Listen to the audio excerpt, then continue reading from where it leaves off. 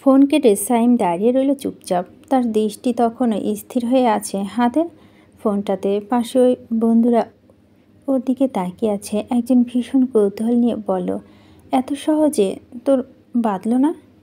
I mean, ও অন্য মেয়েদের মতো নয়। কতটা রয়্যাল ছিল তোর সাথে। She has a strong personality. না, বাঁধল না, শান্ত স্বরে জবাব দিল সাইম। তোর ইগোকে জেতাতে গিয়ে এত কাহিনী করলি ভাই। খুব ইগোর।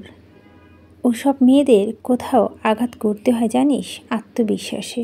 ছেলেটার কথা জবাব না দিয়ে সাইম উল্টো বলে দেয়, তুই সত্যি পারলি? না মানে এত ইজি? পারলাম। এখন তোর প্ল্যান কি? সাইম হাত মুষ্টিবদ্ধ করে বসে পড়ে, দৃষ্টি ঘুরিয়ে কম্পিউটারের টেবিলের উপর রাখে। ওর এক বন্ধু এগিয়ে গিয়ে টেবিলের ওপরে রাখা কাগজগুলো হাতে তুলে নিয়ে দেখল পাসপোর্ট আর ইউএসএ ভিসা। বিস্ময় নিয়ে তাকালো সাইমের দিকে। সাইম একটা সিগারেট ধরিয়ে শান্ত ভঙ্গিতে বলতে লাগলো, পাপা ইউএসএ পাঠিয়ে দিচ্ছে। আর ইনশা, এভরিথিং ইজ ফিনিশড। বারবার একই কথা কেন বলছিস? ওর ভিসাটা তখনও হজম করতে পারছিল না। একজন বলল, আর ইউ শিওর তোর ওর প্রতি কোনো অনুভূতি জন্মায়নি এই কয়েক বছরে?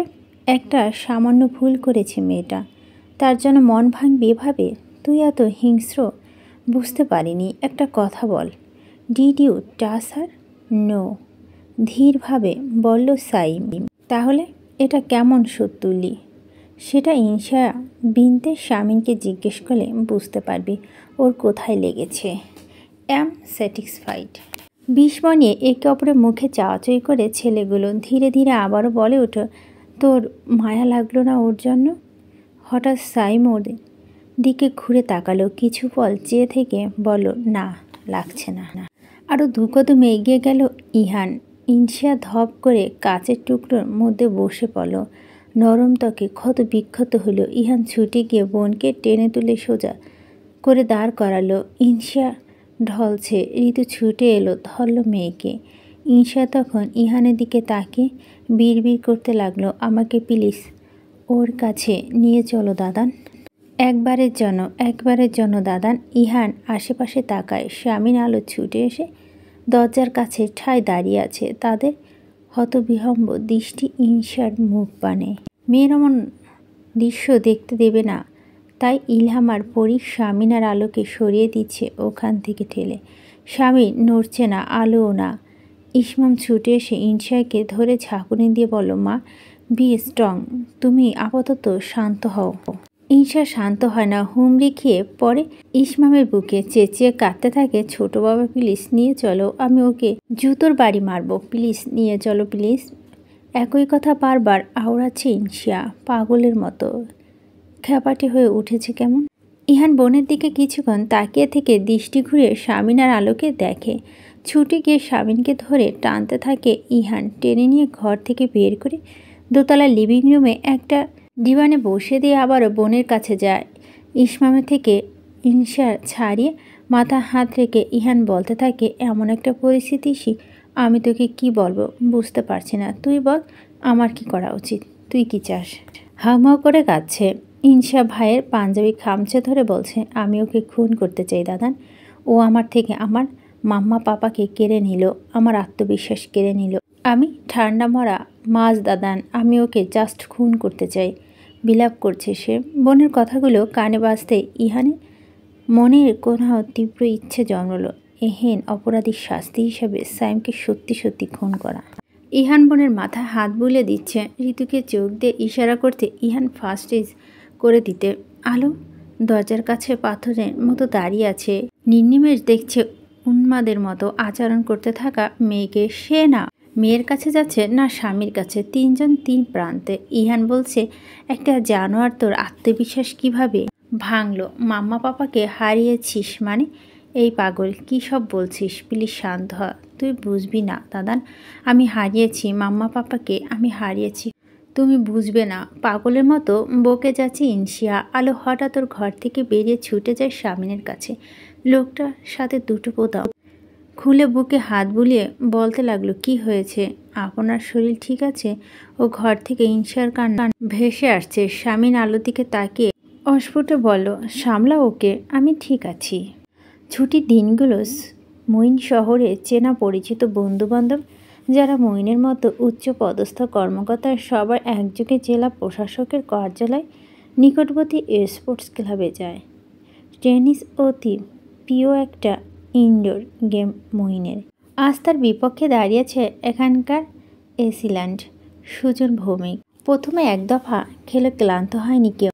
গত পর্বের বিজয়ী মঈনের দিকে বলটা সার্ভ করে সুজন বললেন, আই এগ্রি উইথ ঋষভ, আসলেই তোমার শটগুলো হয় রাফালের নাদালের মতো।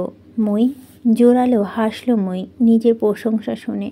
সুজন নিজের শটটা দারুণভাবে দিয়ে মঈনকে বলল, ম্যাট্রিমনি সাইডে তোমার অ্যাকাউন্ট দেখলো তোমার বৌদি, তারপর থেকে ভীষণ খোঁচাচ্ছে আমাকে। তুমি ওভাবে পাত্রী খুঁজছো? আরে আমাদের বললেই তো এতদিন একটা হিল্লে করে দিতাম। আমাদের সার্কেলের বন্ধুবান্ধবী সুন্দরী সুন্দর শালিকা অভাব নেই, ইউনো। চোখ টিপ দিয়ে কথাটা মঈনকে বলল সুজন। মঈন হেসে বলল, আরে কৌতূহলবশত খোলা ওটা, কারোর সাথে চ্যাটিং শুরু হয়নি? সেই দিন প্রফেসর তন্ময় ওর পরিচিত কারো লিঙ্ক আমার অ্যাকাউন্টে পাঠিয়ে বলল, দেখলাম মেয়ে ইন্টারমিডিয়েট সেকেন্ড ইয়ারে পড়ছে। কাণ্ড দেখো তন্ময়ের। আমি বাপ করে পালিয়েছি, তারপর অ্যাপস থেকে লগ আউট করতে গিয়েছি, মানে ইন্টারেস্ট খুঁজে পাই না। টেনিস কোর্টে বাইরে বসে বাকিরা হাসছিল। ইংরেজি প্রফেসর নাজিব বলো তো খারাপ কি? সুইট 16 আইনের লোক হয়ে একটু বেআইনি কাজ করবে না হয় দেখতে, কিন্তু আপনাকে বুড়ো লাগে না মঈন? আপনার পিঠ পিছে আপনার সৌন্দর্য নিয়ে বন্ধুমহল ভীষণ কথা হয়, হিংসা হয় আমাদের। আমাকে দেখুন, ভুঁড়ি বেড়ে এক শেষ হয়েছে। মঈন হাসল। সুজয় বলতে লাগলো, একটা প্রেম করলেই পারতেন, সময় পাইনি। বুঝলাম, তবে মাথায় রেখো আজকালকার অ্যারেঞ্জমেন্টস টিকিয়ে রাখা ইজি লাইফ বিশ্বযুদ্ধ জয় করার মতো। পাশ থেকে জাহিদ বলল, আহা বেচারাকে ভয় পাওয়াই দিচ্ছ কেন? সবার কথা শুনে হাসলো মঈন। সুজন বলতে লাগলো, হেসো না ব্রাদার। আচ্ছা বলো তো, একজনকে চেনো না জানো না, তাকে নিয়ে কিভাবে সংসার করবে? এজন্য বারবার বলছি একটা প্রেম করো। এটা আবার প্রেম করার সময়? তো অ্যারেঞ্জ ম্যারেজে কীভাবে করবে? মানে যদি পছন্দ অপছন্দ না মেলে কত জটিল হবে। মই নিজের শর্টটা দিয়ে বলতে লাগলো, তোমরা বিয়েটাকে অ্যারেঞ্জ অ্যান্ড লাভ এই দুভাগে ভাগ করে দেখো কেন? এটা আমি বুঝি না আসলে। আমার জীবনবোধ ভিন্ন। আমার কাছে দুটোই একই অর্থ, একই শব্দ বিয়ে, যার গুরুত্ব অনেক। লাভ হোক আর অ্যারেঞ্জ হোক, যেভাবেই গড়ে উঠুক, ওই সম্পর্কটা পালন করতে হয়। ওই সম্পর্ক আমাদের থেকে বহুত কিছু চায়, দিতে হয় ধৈর্য, বিনয়, সহনশীলতা ইত্যাদি ইত্যাদি। শুধু অ্যারেঞ্জ ম্যারেজ কেন, যে কোনো বিয়েতে বিয়ের পরে ওই সম্পর্ক থাকলে গেলে দুই ব্যক্তির পছন্দ অপছন্দ মিলতে হবে। এটা একটা বেহুদা কথা। দুজন মানুষ তাদের পছন্দ অপছন্দ মিলবে বা যাবে কেন? এটা একটা সম্পর্কে টিকিয়ে রাখতে ম্যাটার করে না। ম্যাটার করে একজন আরেকজনের পছন্দ অপছন্দের প্রতি কতটুকু শ্রদ্ধাশীল, মতামতের প্রতি কতটুকু সহনশীল। বুঝলে ব্রাদার? এইটুকু বলে মঈন থামলো। নিচ থেকে সাদা বলটা উঠে সুজনের দিকে সাপ করে পুনরায় বলতে লাগলো, আর বলছো অজানা মানুষের সাথে সংসার করার কথা? তাহলে আমি বলবো, I have the rest of my life to know her. জানতে থাকবো, অসুবিধা কি? বিছানা আশা হয়ে বসে আছে শামিন। আলো তার বুকে ম্যাসেজ করতে করতে কাঁদছে আর বলছে, ডক্টর যতই বলুক ঠিক আছে, আমার ভালো লাগছে না, চলেন হসপিটালে যাই। শামিন হাসলো। স্ত্রীর মুখের দিকে তাকিয়ে বলল, আমি সত্যি ঠিক আছি আসিয়া, আসলে কিছুটা হতভম্ব হয়ে গিয়েছি, সেটা থেকে বেরোতে একটু সময়ের প্রয়োজন। আলো চুপ হয়ে যায়। শামিন বলতে থাকে, কিভাবে? বাপ মেয়ের সম্পর্কটাকে নিয়ে কথা শুনিয়ে দিল। দেখলে ও কেন, পৃথিবীর সবাই তো আমাদের সম্পর্কটাকে এভাবে জাজ করে। আসলে মা এড়াতে তো পারবো না। আলো শামীমের দুহাত ধরে আকুল হয়ে কাঁদছে। এইবার নরম হয়ে বলছে, বাদ দিন, আমি পেটে ধরেছি না ওই মেয়েকে, আমার মতে খারাপ হয়েছে, আপনাকে কষ্ট দেয়। আমি মেয়ের ওপর একটু রেগে নেই আছিয়া, একটুও না, বিশ্বাস করো। আসলে আমার লজ্জা লাগছে যে মুহূর্ত শুনতে পেয়েছি ও বাবা মায়ের সম্পর্কটাকে বোঝাপড়া মানিয়ে নেওয়া হিসেবে দেখে। আমার তখন থেকে লজ্জা লাগছে মেয়ের সামনে দাঁড়াতে। তুমি যাও, মেয়ের কাছে যাও, উন্মাদ হোক, বোকা হোক, জেদি হোক, মেয়ে তো আমাদের। বোঝাপড়া কিংবা মানিয়ে নেওয়া নয়, মেয়ে আমাদের ভালোবাসার ফসল। জীবনের শেষ দিন পর্যন্ত ওর ভালো চেয়ে যেতে হবে। কষ্ট পেয়েছি বলে মুখ ফিরিয়ে বসে থাকলে ক্ষতিটা হবে কার? আমাদের মেয়ের। যা ওর কাছে, এইটুকু বলে ওকে শান্ত করে। ওর মাম্মা পাপাকে হারায়নি। ওর মাম্মা পাপার অনেক ধৈর্য। একটা দীর্ঘশ্বাস বেরিয়ে গেল স্বামীনের ভেতর থেকে। আলো অভিমানী গলায় বলল, যাব না, আমি কিছুতেই যাব না। কাদুক বড় বড় কথা বলেছিল না, জেনে বুঝে ওজন নিয়েছিল না এই সম্পর্কের। কাদুক, আমি যাবই না, যাবই না আমি। ইনশা ফার্স্ট টেস্ট করে দিয়ে ইহান চুপচাপ বোনের পাশে বসে। ইনশা এক পাশে, ঋতু ইনশার মেজো মায়ের বুকে মাথা গুজে রেখেছে। একটা সুনামির শেষে শান্ত পরিবেশ, অথচ পশ্চিম রণাঙ্গন নিশ্চুপ। ইহান গম্ভীর কিন্তু নিচু স্বরে ডাকে, ইসি। ইনশা সাড়া দেয় না। ইহান বলতে লাগলো, আমি পাল্টা জবাব দিলে তুই খুশি হবি? নীরবতা বজায় রাখলো ইনশাহ। ঋতু মেয়ের মাথা হাত বুলিয়ে দিচ্ছে। ইহান ইনশাকে বলতে লাগলো, ওর চেয়ে তো আত্মবিশ্বাস ভাঙতে চেয়েছি ছোট থেকেই, তোর মনে আবেগ তৈরি করে তোকে মাঝ রাস্তায় ধাক্কা মেরে ফেলতে। এতেই ওর প্রতিশোধ হয়ে গেল। এখন তুই কাঁদছিস কেন? কাঁদছিস তোর চেয়ে ওকে ভুল প্রমাণ করে দিচ্ছিস না? ওর পৈশাসিক আনন্দ জল ঢেলে দিচ্ছিস না কেন? আই থিঙ্ক এটা হবে ওকে জুতো মারার থেকে বেটার। ইনশা তবু চুপ করে রয়। ইহান চুপচাপ বোনের মুখের দিকে তাকিয়ে আছে অসহায়ের মতো। কত বড় বোনটা, কত বুদ্ধিমতী। বোনটার কি হাল সহ্য করার মতো নয় এই পরিস্থিতি। হাত নিষ্পিস করছে তার গলা পাড়া দিয়ে। ওই জানোয়ারটারে জান বের করে দিতে ইচ্ছে করছে। ইলহাম ইসমাম বাইরে বেরোয়নি আজ। পরিও চেম্বারে বসেনি।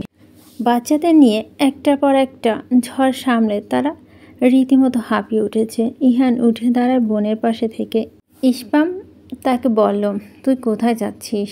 ইহান কোনো জবাব না দিয়ে চুপচাপ বলে যেতে নিল। ইসমাম ওকে ফেরালো। ইলহাম ধমকে উঠল ছেলেকে, have you lost your mind?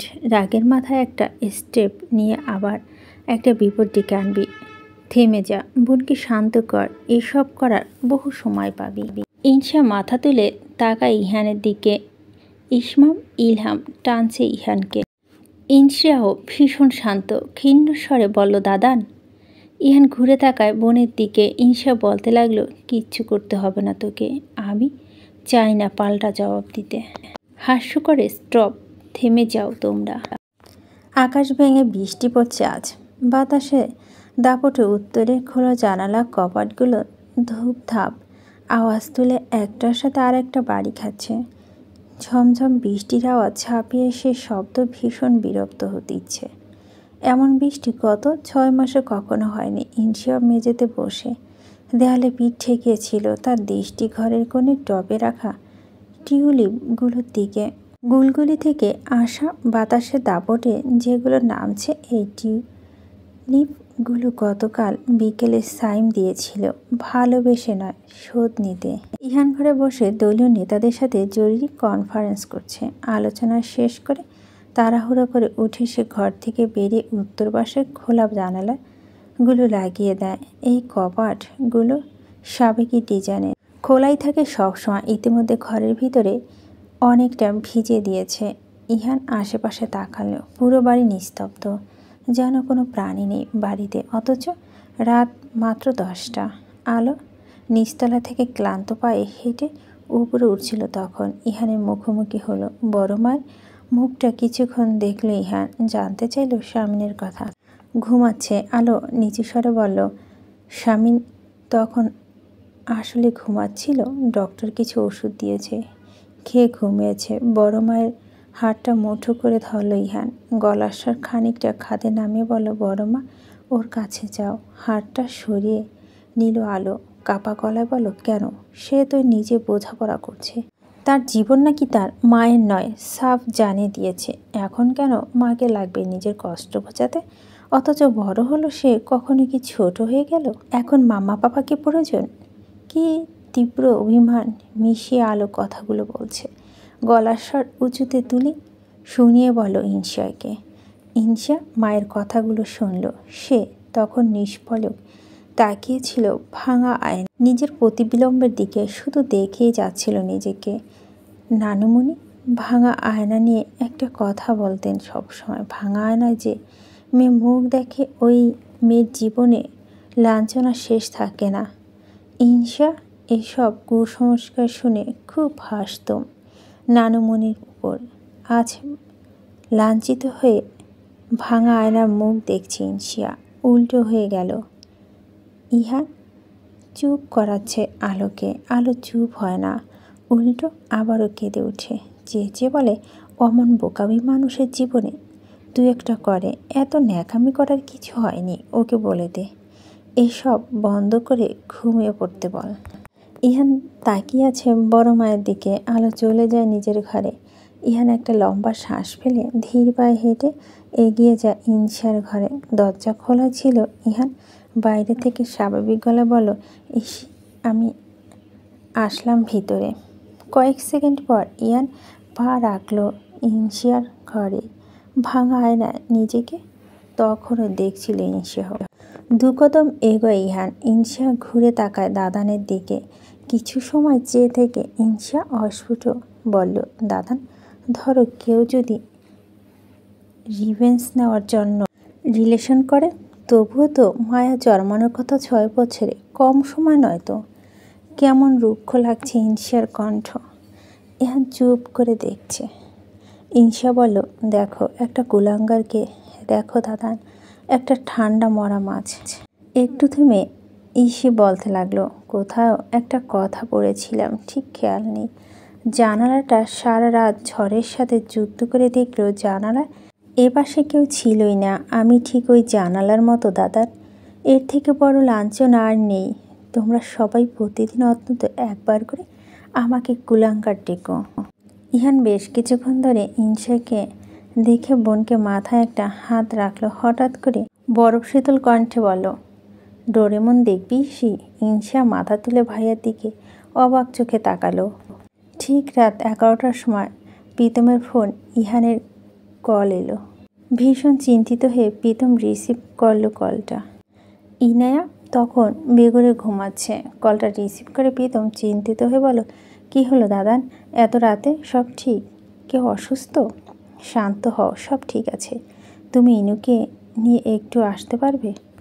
ঠান্ডা গলায় বলল ইহান। ভীষণ অবাক প্রীতম বলল, এখন? ইহান ওপাশ থেকে বলল, হ্যাঁ এখন। বাড়ির গাড়ি তোমাদের অ্যাপার্টমেন্টের সামনে। পুরো রাস্তা ইনায়া হাই তুলছে। এই বৃষ্টির মধ্যে দাদান হয়েছেটা কি?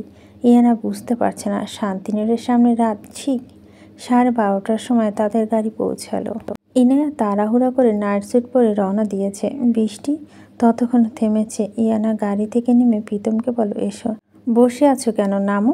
প্রীতম হাসলো, দুপাশে মাথা নেড়ে বলল, দাদান তোমাকে ডেকেছে ভাই বোনের সময় কাটাবে বলে। তো হয়েছেটা কি? তুমি শ্বশুরবাড়ির সামনে থেকে চলে যাবে? প্রীতম হেসে বলল, এখন ভিতরে গেলে সবাই আমাকে নিয়ে ব্যস্ত হয়ে পড়বে, তোমাদের ডিস্টার্ব হবে। যাও, সময় কাটাও, আমি কাল বিকালে এসে নিয়ে যাব। ইয়ানা কিছুক্ষণ প্রীতমের মুখের দিকে তাকিয়ে থেকে ঘুরে দাঁড়ায়। প্রীতম আবারও ডেকে ওঠে, Inu. I am sorry. Inaya অবাক ভীষণ, বলল, কেন? আমরা আসলে 3 ভাই বোনে এত আদরের ছোট বোনকে এত তাড়াতাড়ি কেড়ে নেওয়া উচিত হয়নি। তোমার চাইল্ডহুড নষ্ট করে দিলাম। কথাটা বলে প্রীতম ইয়ানার একটা চমৎকার হাসি উপহার দিল। ইহান বাড়ির দরজা খুলে দাঁড়িয়ে ছিল। ইনু ঢুকে দাদানকে কিছু জিজ্ঞেস করার আগে ইহান ওকে চুপ করে দিয়ে বলল, আমার পিছু পিছু আয়। দোতলায় লিভিং রুমটাতে ছোট খাটে একটা মুভিং লাউঞ্জ বানিয়ে ফেলেছে ইহান। কার্পেটের ওপর কুশন বিছিয়ে দিল। 3 মগ কফি বানিয়েছে নিজের হাতে। ইনশিয়া মেঝেতে চুপচাপ নির্লিপ্ত বসে আছে। তার গায়ে ঢিলেঢালা কপি রঙের টি শার্টের বেহাল দশা। দীর্ঘ সময় ধরে পরে আছে সেটা। ইয়ানা এমন আয়োজন দেখে ভীষণ আপ্লুত, ভীষণ উচ্ছ্বাসিত হলো। ঝাঁপিয়ে বসে পড়ল কুশনে। আহ্লাদি গলা ইহানকে বলল, তুমি এত পাগল দাদান, আমি ভাবলাম কি না কি। ইহান হাসল। ডোরেমনের Nobita and the Aryan Knights movie ছেড়ে দিল। ছোটবেলায় এভাবেই 4 ভাই বোন সময় কাটাতো। ইনায়া বলল, মেজো দাদান থাকলে কত মজা হতো। ইহান মেলান হেসে এবার ঘুরে ইসির দিকে তাকায়। জোর করে তার হাতে কফির মগ তুলে দিয়ে বলে, খা। ইসি নিল, তবে মাথা তুলে তাকালো না। মুভি শুরু হলো। আশ্চর্য ব্যাপার হলো, 3 ভাই বোন চুপচাপ দেখছে। লাগলো মনোযোগ দিয়ে, কেমন সম্মোহিত হয়ে। কিছু সময় পর ইহান ইসির দিকে তাকিয়ে বলে, বোকামি কথা বলতে গেলে বোকামি আমাদের সবাই হয়েছে রে ইসি। বড় হয়ে বোকামি করেছি। ওই যে স্ক্রিনে ওই জীবনটা কত জয়ফুল ছিল, তাই না রে? ইসি কেঁদে ফেলল হঠাৎ ফুপিয়ে। ইয়ানা বোকার মতো দেখতে লাগলো দাদান আর আপুকে। সে তো কিছুই জানে না আজ এই বাড়িতে কি ঘটে গিয়েছে। ইহান বোনের দিকে এগিয়ে বসলো। ইসি বলে উঠল, দাদান আমি এতটাই বড় হয়ে যায়নি। আমিও না। ইহান জবাব দেয়। লিভিং রুম থেকে চাপা আওয়াজ ভেসে আসছে। বাচ্চারা কথা বলছে মনে হচ্ছে। এক এক করে বড় সবাই ঘুম থেকে উঠে দরজা খুলে উকি দিল। স্বামীন বাদে ভীষণ অবাক প্রত্যেকে। বাচ্চাগুলো এত রাতে কার্টুন দেখছে। কিছুক্ষণ তাকিয়ে থাকার পর তারা অবচেতন মনে দেখল ওখানে 3 জন বাচ্চা বসে আছে, যাদের জীবনে কোনো জটিলতা ছিল না। ছিল শুধু বাবা মা, চাচা চাচি, ফুপি, একটা গোটা পরিবারের আদর আর আদর। ইনশিয়া নিশ্চুপ কাঁদছে। সে সিদ্ধান্ত নিয়েছে এই শেষ কান্না, যেটা দাদানকে দেখাবে। আর কখনো কাঁদবে না সে। ইহান তাকিয়ে আছে বোনের দিকে মায়া ভরা দৃষ্টিতে। এখনো যদি ওরা বড় না হতো তাহলে কতই না ভালো হতো, ইহান মনে মনে ভাবছে। শুদ্ধ মাদার কাছে জড়সড়ে বসে আছে প্রেরণা। কি ভীষণ উৎকণ্ঠা। আজ গোটা একটা দিন কাটিয়েছে। প্রথম 3 দিন সব কিছু ঠিকঠাক থাকলো। আজ সকাল থেকে শুদ্ধ বারবার বলছিল তার নাকি ব্যথা হচ্ছে। এতবার ডাক্তারকে আনা হলো, খুব সাবধানে ড্রেসিং করিয়ে দিল, দেখলো ক্ষতটা, বলে দিল ভয়ের কিছু নেই। এখন বাচ্চাটা ঘুমাচ্ছে। কিছুক্ষণ আগে বন্ধুরা এসে তাকে দেখে গিয়েছে। সবার কাছ থেকে প্রচুর গিফট পাচ্ছে সে। প্রেরণা একটু বিশ্রাম নেওয়ার সুযোগ নেই। মেহমান আসছে যাচ্ছে। ঘুরে একবার মলিন মুখটা আয়নায় দেখল প্রেরণা। বুড়ি হতে শুরু করেছে প্রেরণা আহসান। বলিরেখা দেখে দিচ্ছে মুখমণ্ডলে। আগে লাবণ্যতাটুকু হারিয়ে ফেলছে মনে হচ্ছে, যা মেজর সাহেব মুগ্ধ হয়ে দেখত। এই মুগ্ধতা আর দেখতে পাবে না প্রেরণা কারো চোখে, দেখতে চায়ও না সে। আচ্ছা, বেঁচে থাকলে মেজর সাহেবের বয়স এখন কত হতো? 42 হতো। চুল কি পাকতে শুরু করতো? বেঁচে থাকলে এই বয়সও প্রেরণাকে তার গভীর কালো চোখের নেশালো দৃষ্টি দেখত। বৃষ্টি হলে হাত ধরে হিড় হিড় করে টেনে বৃষ্টির মাঝে দাঁড় করিয়ে রাখত। জোর করে মাঝরাতে ঘুম থেকে তুলে গল্প করত। ওই 2 চোখ প্রেরণার জন্য। মুগ্ধতা দেখে প্রেরণা আর আপ্লুত হয় না। প্রেরণা আবিষ্ট নিবিষ্ট হয় না আর কারো গভীর ভালোবাসায়, নরম আদরে। আর কখনো রাতে প্রেরণা কোনো বিশ্বস্ত বুকে আশ্রয় নেবে না। তার পাখির মতো হালকা শরীরটা 2 হাতে আলগে ধরে কেউ তাকে নিজের উদাম বাহুতে লুকিয়ে রাখবে না। কেউ তাকে ব্যাকুল হয়ে আদর করে তার কানের কাছে মুখ নিয়ে ফিসফিসে তাকে ডাকবে না, আমার নীলিমা। হবে না, হবে না, হবে না, আর এসব হবে না। জীবনটা ভীষণ স্বার্থপর, ভীষণ। হঠাৎ করে বুকটা হাহাকার করে উঠে, কণ্ঠ নীলেতে পীড়া হয়। চোখ ঝাপসা হয়ে এলো। নিজেকে সামলে প্রেরণা উঠে দাঁড়ায়। তার ফোন বাজছিল তখন। সাব্বির ফোন করেছে। প্রেরণা কলটা রিসিভ করতেই ওপাশ থেকে সাব্বির তাড়াহুড়ো লাগিয়ে বলতে শুরু করলো, ম্যাম পেয়ে গেছি দালান, পশ্চিম সরকারি কলেজ রোড, একেবারে উপযুক্ত স্থান, তাই না ম্যাম? নিজের রিক্লাইনার চেয়ারে গা হেলিয়ে দিয়ে বিশ্রাম নিচ্ছিলেন সাগর ভূঁইয়া। বর্তমান রাজনীতিতে সক্রিয় নয় তিনি। পরপর দুবার গোহারা হেরে পরবর্তীতে আর সাহস করেনি। এরপর বহুবার চেষ্টা করেছেন সহলকে রাজনীতিতে সরব করার, কিন্তু ছেলেটা কোনো কমের নয়। সারাদিন বউকে শপিং করিয়ে দেওয়া তার জীবনের প্রধান কাজ হয়ে দাঁড়িয়েছে। বড় ছেলের ওপর রীতিমতো বিরক্ত সাগর ভূঁইয়া, তবে সাইমের ওপর নয়। সাইম সবসময় তার কথা মতো চলে। পিতৃ আজ্ঞা পালনে যথেষ্ট তৎপর সাইম। ইদানিং একটা বিষয় নিয়ে সাগর ভূঁইয়া খানিকটা চিন্তিত। প্রেরণার সাথে চুক্তি শেষ করার সিদ্ধান্তটা কেবল দেখানোর ছিল। তিনি ভেবেছিল চাপ দিলে যদি প্রেরণা রাজি হয় এই প্রস্তাবে, তবে তার মনে হয় না প্রেরণাকে তিনি ভাঙতে পেরেছেন। দিব্য নিজের ব্যবসা গুছিয়ে নিয়ে ব্যস্ত মহিলা। শুনেছে ক্যাটারিংয়ের সার্ভিস বিজনেস শুরু করতে চলছে।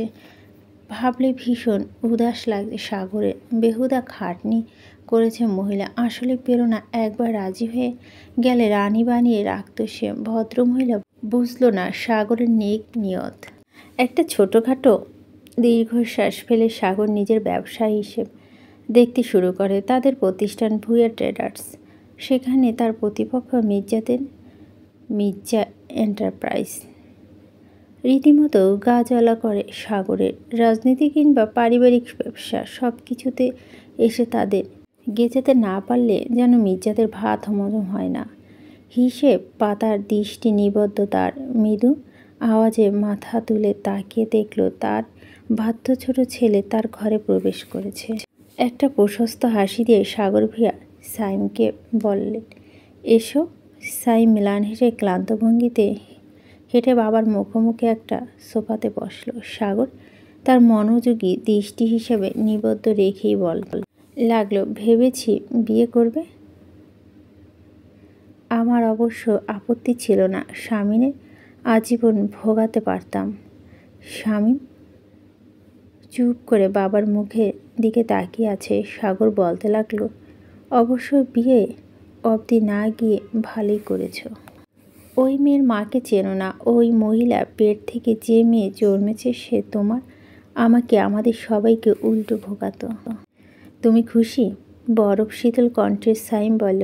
সাগর তৎক্ষণাৎ ছেলের মুখের দিকে তাকায়। সাইম বলতে থাকে, যা করেছি তাতে তুমি খুশি?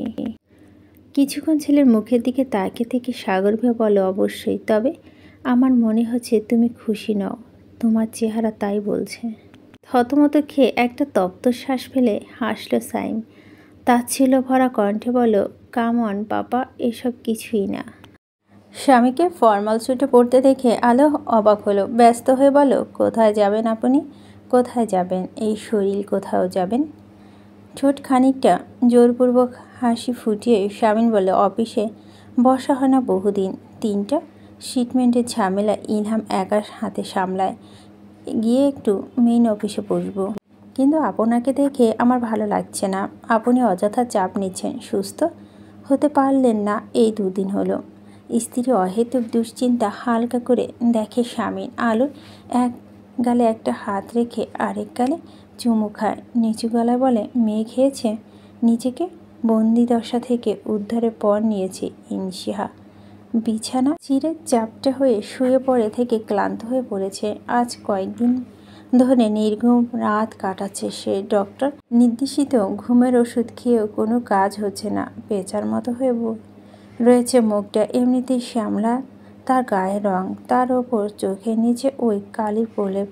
ভীষণ অসহায় এক নারী মনে হচ্ছে তার মুখটা দেখে। খোলা চুলগুলো একটা ক্লাচারে আটকে নিয়ে আয়না নিজেকে ঘুরিয়ে ফিরিয়ে দেখে সে। গায়ের ছাইরঙা খোলা টি শার্টটা পাল্টে নতুন একটা টি শার্ট পরে সে ঘরের বাইরে পা রাখে। প্রতি কদমে সংকোচ তার। কেমন অদ্ভুত লাগছে। আচ্ছা, নিচে গেলে সবাই তার দিকে অদ্ভুতভাবে তাকিয়ে থাকবে। ইনশা মনে মনে প্রার্থনা করে কেউ যেন ওর দিকে না তাকায়। কেউ না। দোতলায় বারান্দায় স্বামীর মুখোমুখি হলো মেয়ের। চোখ নামিয়ে নিল শামিন। ইনসা পাপার দিকে তাকিয়ে আছে ফ্যাল ফ্যাল করে।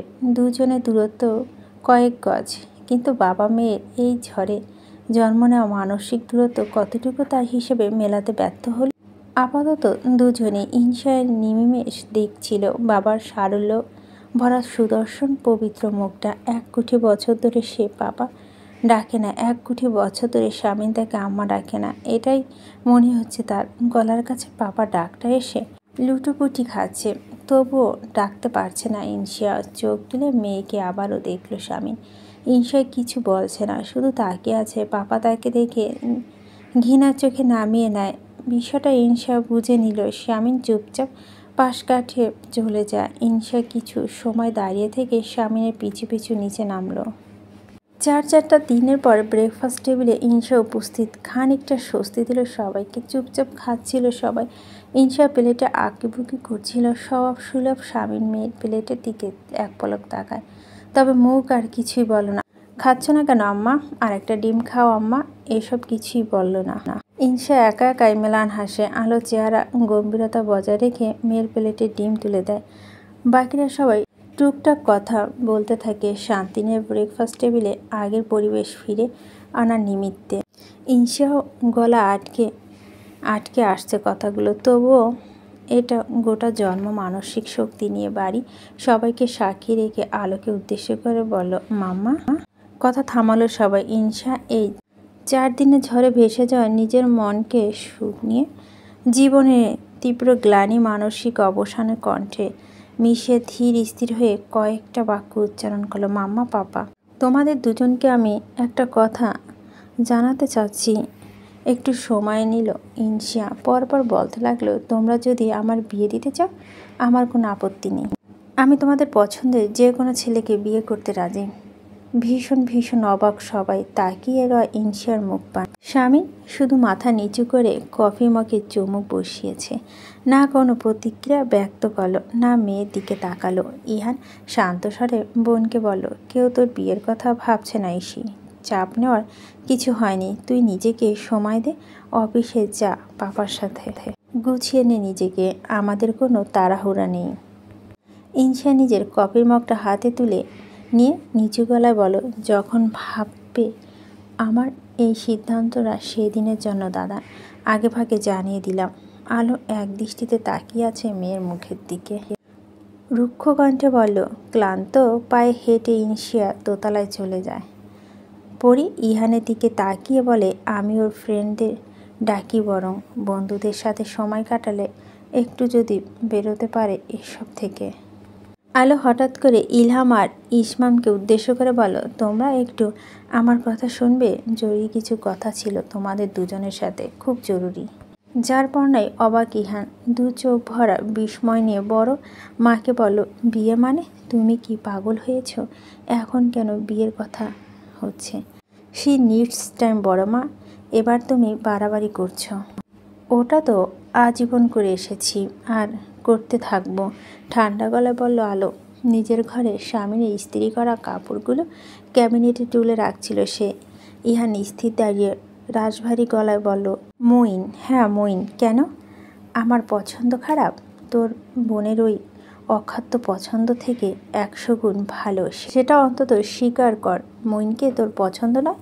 বড় মা, মইন ইজ আর জেন্টালম্যান, ভীষণ ভালো একজন মানুষ, সব দিক থেকে পারফেক্ট। ওকে বোনের জন্য অপছন্দ করার তো কিছু নেই, কিন্তু তুমি এভাবে হুট করে নয়, বহু আগে থেকেই তোর বড় বাবা আর আমি ওকে পছন্দ করে রেখেছি। তোর আদরের বোনকে জানিয়েছি, সময় দিয়েছিলাম ভাবতে, কিন্তু বড় মা এই অবস্থা। কি অবস্থা? বিধবা হয়েছে ও।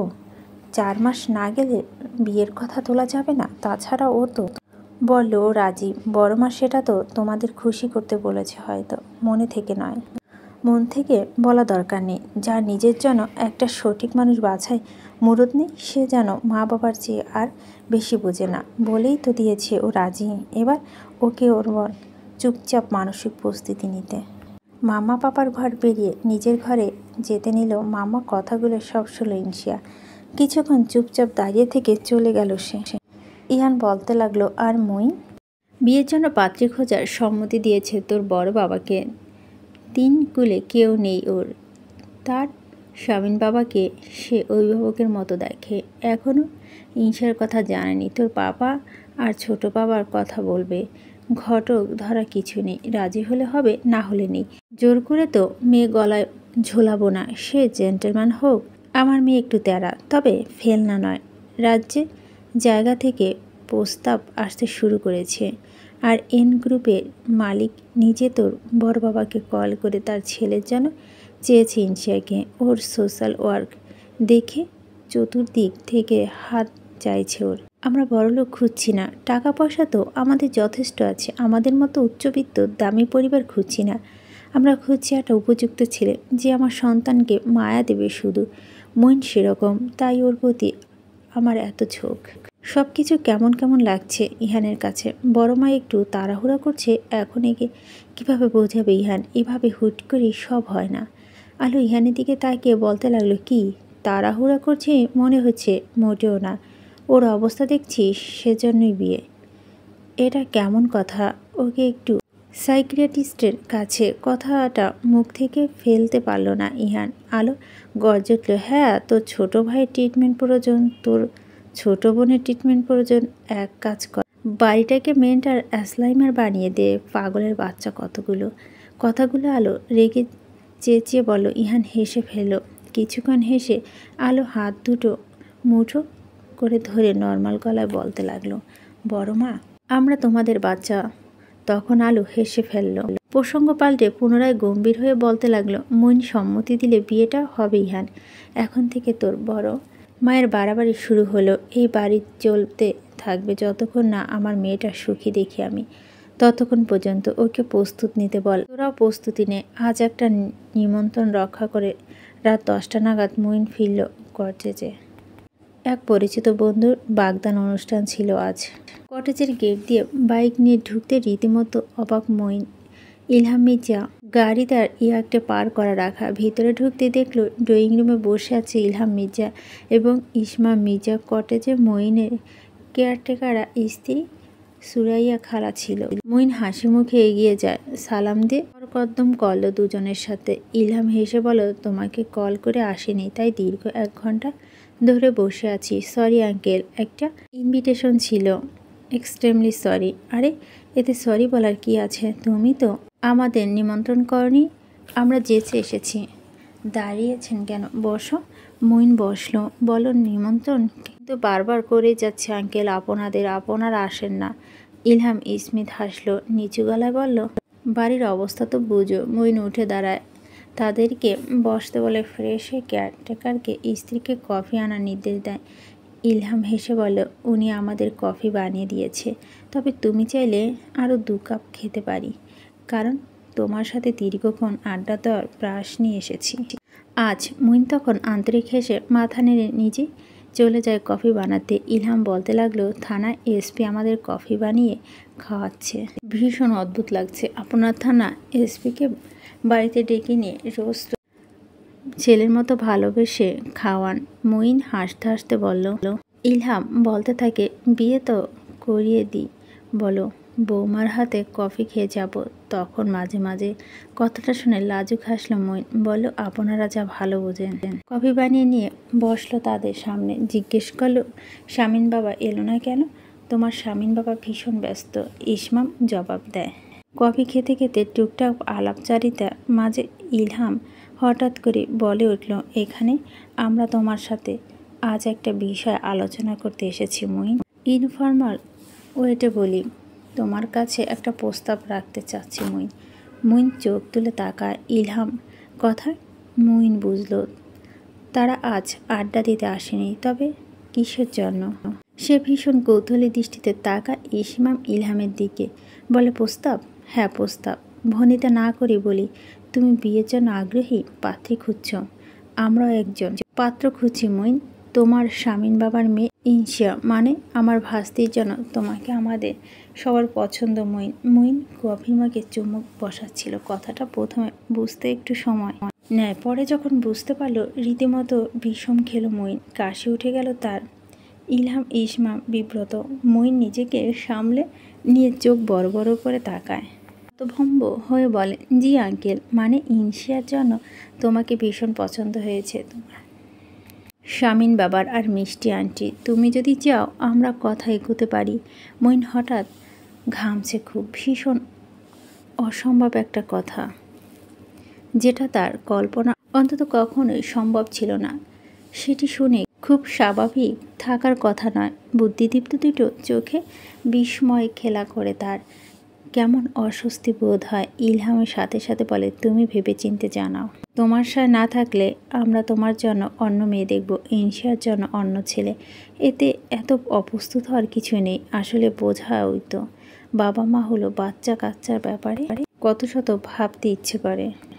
মইন মাথা নিচু করে নেয়। হুট করে চোখের সামনে একটা ছোট্ট পুতুলের মতো মিষ্টি দেখতে একটা বাচ্চা পুতুলের মুখ ভেসে ওঠে, যাকে সে প্রথম দেখেছিল এতিমখানা বারান্দায়। শামিন বাবার হাত ধরে দাঁড়িয়েছিল, লাল ফরক পরে। তখন মইনের 9 বছর ছিল। পুতুলটার বয়স ছিল বছর 2। তারপর বহু বছর পর বহুবার বহু রূপে দেখেছে। একটা শ্যামবনে পান পাতার মতো মুখ, লম্বা পাতলা লাস্যময়ী এক নারী। সে নিজের সৌন্দর্য কিছু অদ্ভুত বেমানান পোশাকে আড়ালে ফিকে করে রাখে। তার সৌন্দর্য সম্পর্কে সেও হয়তো অবগত নয়, নয়তো এভাবে থাকতো না সে। সে মেয়েটা যে মইনের অস্বস্তি দেয়, স্রেফ অস্বস্তি দেয়। ইসমাম তাকে ডাকলো, মইন।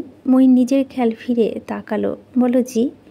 দেখো, তুমি ভেবে আমাদের জানাও, তারপর আমরা কথাবার্তা এগোবো। তুমি আমাদের পরিবারে একজনের মতো, তাই আমরা নির্দ্বিধায় এসব তোমাকে বলছি। কোনো থার্ড পার্টি ঢুকায়নি দুপক্ষের মাঝে। তুমি জানিও, যদি তোমার মন সায় দেয়, তবে তুমি আর ইনশা একে অপরের সাথে শুরুতেই কথা বলবে। তারপর তোমরা সিদ্ধান্ত জানালে আমরা বিয়ে কথা এগোবো, নাকচ নয়। মইন কি বলবে, তা কি বলা উচিত বুঝতে পারছে না। শুধু টের পাচ্ছে তার ভিতরে ধুকপুক করছে হৃৎপিণ্ডটা। ভীষণ বিরক্তি হচ্ছে সে তাতে। শিকড়হীন, এতিম, পরিবারবিহীন একটা লোকের কাছে রাজবাড়ি থেকে পয়গাম নিয়ে এসেছে। রাজা তার রাজকন্যার হাত দিতে চাচ্ছে। কি সাংঘাতিক কথা। ইলহাম এবার কণ্ঠস্বর খাতে নামিয়ে বলো, জানিও আমরা উঠছি। গেট থেকে ইসমাম মির্জা আর ইলহাম মির্জাকে বিদায় জানিয়ে ওখানে কিছুক্ষণ দাঁড়িয়ে রইল চুপচাপ। কটেজের ভিতরে আয়নার সামনে গিয়ে অকারণে দেখল নিজেকে। দেখতে পেল একটা শিকড়হীন লোক, একটা সরকারি চাকরিবাদ যার কোনো যোগ্যতা নেই, মেনু নেই। এই চাকরিটা হওয়ার আগ পর্যন্ত সে ছিল 2 পয়সার মানুষ। মেয়েরা ঘুরেও দেখতো না যাকে, তার কাছে রাজা রাজকন্যা দিতে চাইছে। কি অবাক কাণ্ড! একটা সীমিত চাহিদার জীবন, একটা হিসেবি মানুষ, ছাপানো মানুষ আর অমন রাজকন্যা, ওদের একসাথে যায়। ওজন বহন করা সম্ভব? সে রাতে মইন ঘুম এলো না। যে সংযমে নিজেকে বেঁধে রেখেছিল, আজ তার কাছে সম্পূর্ণ অনুমতি আছে যে সংযম ভাঙার। সিলিংয়ের দিকে অপলক তাকিয়ে থেকে যে রাতে শুধু ভাবছিল মইন, ঠোঁটের কোণে লেপ্টে ছিল লাজুক হাসি। এই মুহূর্তেও মইনের জীবন প্রথম ভাবতে লাগলো মইন। একটা গোটা রাত ভাবলো, ওদের একসাথে যায়, সত্যি যায়, প্রশ্রয় দেবে মইন অবেলায় সুখ অস্বস্তিকে, দেবে প্রশ্রয় নিজের মনের সুপ্ত বাসনাকে। এক রাজার আদরের রাজকন্যার প্রতি অদম্য কৌতূহল, অবচেতন মন, রাজকন্যাকে জয় করার স্পৃহা, এই দুঃসাহস দৃশ্যটাকে প্রশ্রয় দেবে সে। শেষ রাতের দিকে মইন ফরাজি তার জবাব পেল, হোয়াটস, তুই বিয়েতে মত দিয়েছিস মানে? হতবিলম্ব হয়ে তাকিয়ে আছে মানহাতুনা। ইনশা নিলুপ্ত হয়ে বসে আছে দোলনাতে। ওদের প্রশ্নের জবাবে ক্ষীণস্বরে বলো, মত দিয়েছি মানে? মত দিয়েছি, কিন্তু কেন? একটু নিজেকে সময় দিতি। কেউ তো তোকে জোর করছে না। নিজেকে সময় দেওয়ার কিছু নেই। কেমন ক্লান্ত ভঙ্গিতে ইনশা বলছে কথাগুলো। মানহা বলল, অ্যারেঞ্জ ম্যারেঞ্জ, তা তুই ওজন সইতে পারবি? পারবো। রোবোটিক জবাব ইনশার। তুনা ইনশার দুবাহু ধরে ঝাঁকুনি দিয়ে বলল, স্টুপিড, কেন এমন করছিস? দেখ আঙ্কেল আন্টি তো তোকে জোর করছে না, তবু কেন? সবাই আমাকে নিয়ে অনেক দুশ্চিন্তা। মেজমা এসে আমার রুমে চেক করে লুকিয়ে আমি ড্রাগ নিতে পারি এটা ভাবছে হয়তো। এছাড়াও আরও বহু দুশ্চিন্তা মাথায় নিয়ে আম্মা পাপা ঘুমাতে পারে না। রাত 3টার সময় পুরো ঘরময় অসুস্থ পাপা পায়চারি করে নির্ঘুম। এমন দিশেহারা পাপা কখনো দেখিনি। সেজন্য তুই এমন করবি? কি করে অ্যাডজাস্ট করবি নিজেকে? সবাই যেভাবে করে। মলিন মুখে তাকিয়ে আছে মানহা। তুনা বলো, ওই লোকটাকে তুই চিনিস? চিনে কি করব, একজনকে তো 6 বছর ধরে চিনলাম। রুক্ষ কণ্ঠে জবাব দিল সে। ইনশা লোকটার সাথে তুই সারা জীবন কাটাবি? তুই আগে কথা বলে নিবি না? এটা কেমন কথা? নেব, কথা বলে নেব, উদাস গলায় বলল ইনশা। মানহা বলতে লাগলো, তুই এত তাড়াতাড়ি মত দিবি না ইনশা। লোকটার সাথে আগে পরিচয় বাড়া। পরিচয় বাড়িয়ে কি হবে? প্রেম হবে? মানে একটা নির্দিষ্ট সমবয়সীর মধ্যে আমাদের একজন অচেনা লোকের প্রেম পড়তে বলছিস তোরা? তো তুই তোর অচেনা লোকটাকে বিয়ে করার সিদ্ধান্ত নিলি? চুপ করে রইল ইনশাও। তুনা বলতে লাগলো, জীবনটা ছেলে খেলা। মা বাবাকে দুশ্চিন্তা মুক্ত করতে বিয়ে করলি, তারপর যদি তুই সারা জীবনই জ্বলতে থাকিস তখন? লোকটা কেমন না কেমন জানিস না। কি করবি তুই? অ্যাডজাস্ট কিভাবে করবি? বললাম তো, সবাই যেভাবে করে।